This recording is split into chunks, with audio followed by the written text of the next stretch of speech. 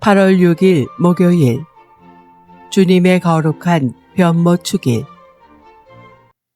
입당송 빛나는 구름 속에서 성령이 나타나시고 아버지의 목소리가 들려왔네. 이는 내가 사랑하는 아들, 내 마음에 드는 아들이니 너희는 그의 말을 들어라.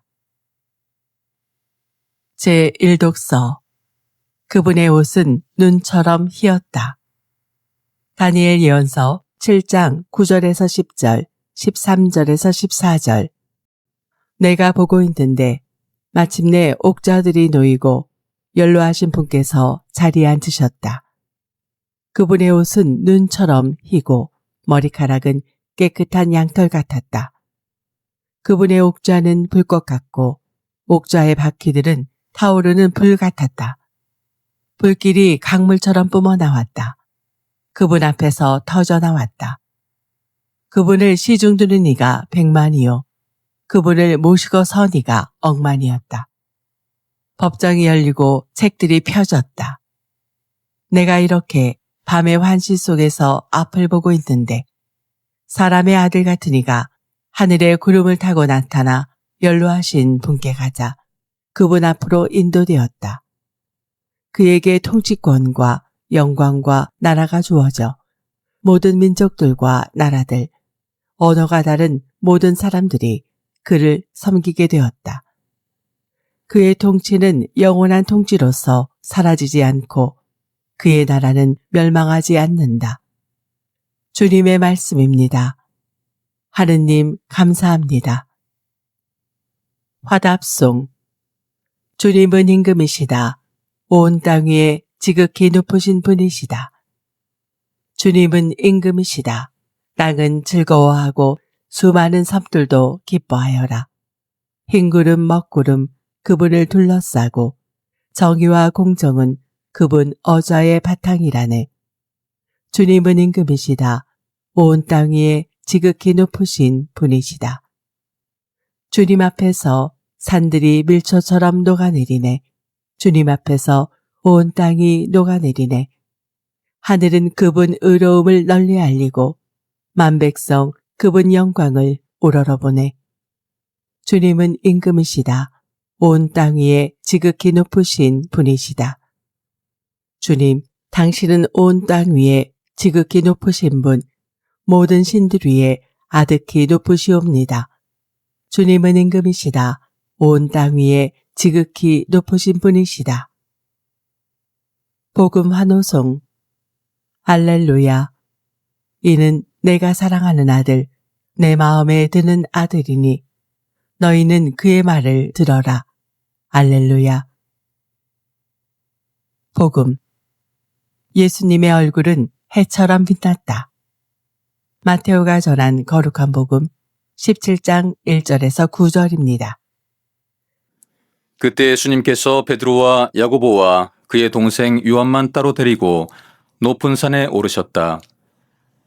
그리고 그들 앞에서 모습이 변하셨는데 그분의 얼굴은 해처럼 빛나고 그분의 옷은 빛처럼 하얘졌다.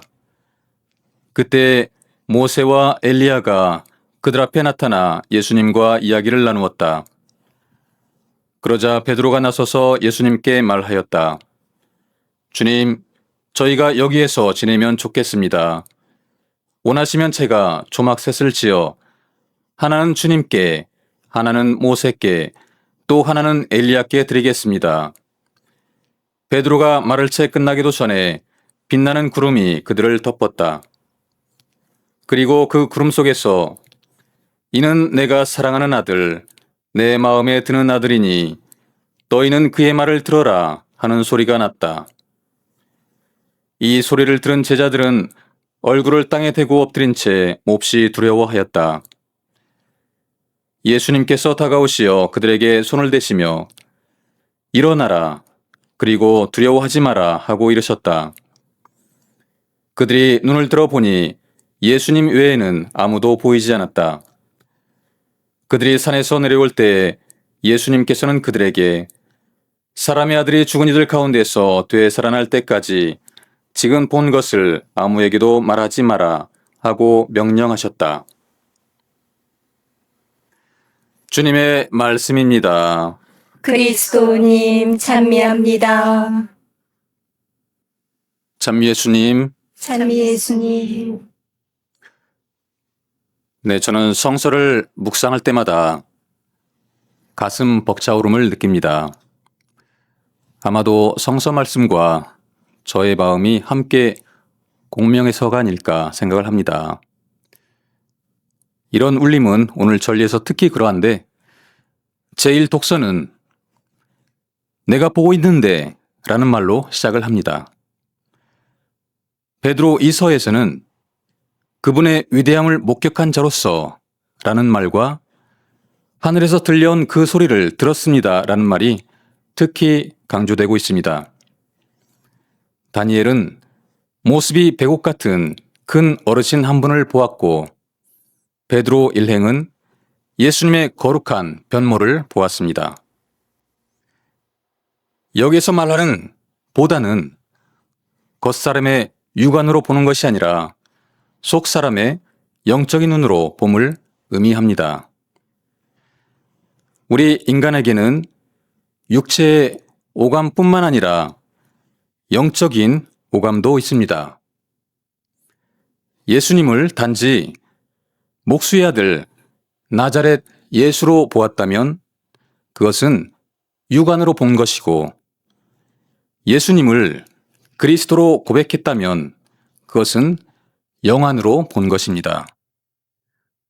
뿐만 아니라 하느님 말씀을 하느님의 음성으로 들을 줄 아는 영적인 청각이 있고 영성의 향기를 느낄 수 있는 영적인 후각도 있습니다. 아우구스티노 성인은 고백록에서 당신은 향기를 내뿜으셨고 저는 그것을 맡았나이다 라는 말이 나옵니다. 우리는 내면의 영적인 눈과 귀가 열려 하느님의 현존을 체험해야 함을 보여주고 있습니다.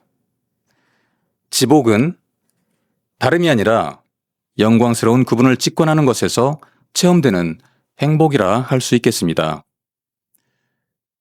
예수님께서는 속사람을 회복하시고 지복 직관을 체험할 수 있는 길을 우리에게 가르쳐 주시는데 그것이 바로 십자가의 영성입니다. 나의 죽음 없는 부활은 공허한 것이고 부활의 기쁨이 없는 나의 죽음은 염세적일 수밖에 없습니다. 예수님의 길은 누구에게나 열려 있고 초대되었지만 우리의 나약한 인성 때문에 누구나 다 십자가의 영성을 살지는 않습니다. 그러나 오늘 복음은 우리가 앞으로 회복해야 할 영광스러운 모습을 주님의 거룩한 변모를 통해서 미리 보여줌으로써 우리에게 희망과 용기를 불어 넣어주고 있습니다. 우리가 현실의 십자가를 담대히 지고 나아갈 수 있는 근본적인 이유는 그분께서 자신의 영광스러운 모습을 우리에게 보여주시고 우리 또한 그분의 그런 모습을 볼 수 있기 때문입니다. 예수님은 공정하신 분이십니다. 나를 버릴 때 예수님은 참 나를 나에게 선물로 주시기 때문입니다. 제2독서에서 베드로 사도가 다볼산에서 우리가 실제로 목격했다라고 증언함으로써 존재 변화, 탈바꿈의 사건이 꾸며낸 이야기가 아니라 실제적 사건임을 강조하고 있습니다. 모세는 시나이산에서 그분의 음성만을 들었지만 베드로 일행은 다볼산에서 음성뿐만 아니라 그분의 모습까지도 보게 됩니다. 그러나 우리는 이런 완전한 계시의 선물 앞에서 또한 겸손해야 할 필요가 있습니다. 신비 체험에 도취된 나머지 베드로는 그만 초막 셋을 지어드릴 테니 여기에서 같이 지냅시다 라고 제안을 합니다. 뿌리 깊은 인간의 아상과 소유하려는 욕구를 또한 발견하게 됩니다. 따라서 우리는 그분을 폼으로써 끊임없이 조명받아야 하고 그분의 말씀을 들음으로써 늘 식별될 필요가 있습니다. 지금 본 것을 아무에게도 말하지 마라 라는 당부 역시도 그것이 언설이 아니라 각각의 구체적 삶 안에서 묵묵히 우러나와야 하는 차원임을 우리에게 상기시켜 줍니다. 따라서 우리 신앙이 생생하게 살아있으려면 영광스러운 그분을 보는 것과 그분의 말씀을 듣는 삶이 병행되어야 할 것입니다. 다볼산은 하느님을 만나는 거룩한 장소, 변형의 장소, 그래서 조명과 위로를 받는 신성한 장소입니다. 오늘 주님의 거룩한 변모 축일을 거행하면서 내 삶에 또는 내 마음 안에 신성한 다볼산을 인식하고 있는지 또는 얼마만큼 그것을 가꾸고 살아가고 있는지 성찰하는 시간이 되기를 바랍니다. 성부와 성자와 성령의 이름으로 아멘. 유튜브에서 강웅남으로 검색한 후 제 사진을 클릭하면 재생 목록에는 성경과 강남 노래방 영상들이 저장되어 있습니다. 재생 목록에서 시청하여 주세요. 구독 부탁합니다.